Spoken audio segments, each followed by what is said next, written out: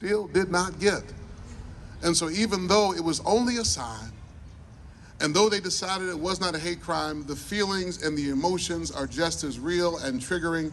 And so in the same way, having your sign, your beautiful sign, destroyed brings about emotions.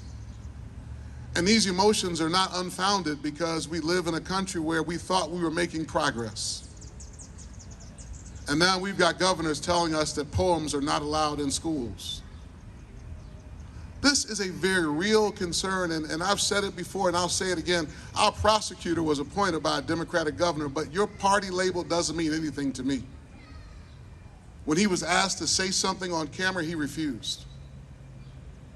And so as a leader, your first response is to have a duty of care.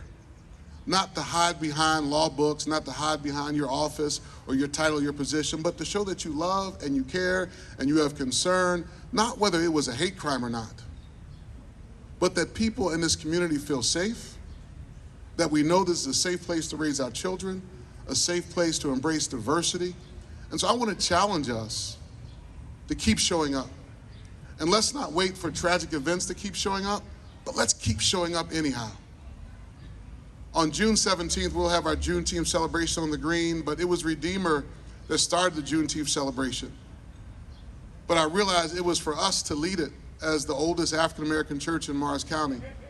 But we need everybody's presence because we live at a time when people are saying we don't need to teach Black history to children.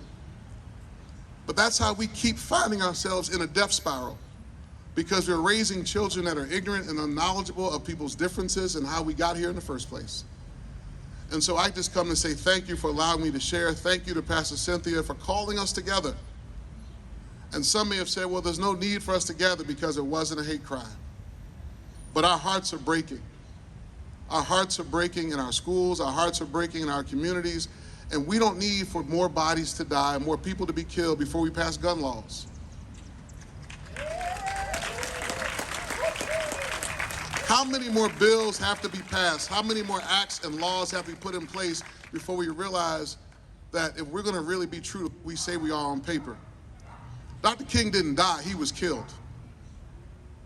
He was murdered because he had a dream that what we wrote on paper in this country would actually be true. He was murdered, he was taken away from his family. He was taken away from being the father of his children. So in the same way, we have seen people in the LGBTQ community who are murdered, killed, because of how they identify, because of who they are.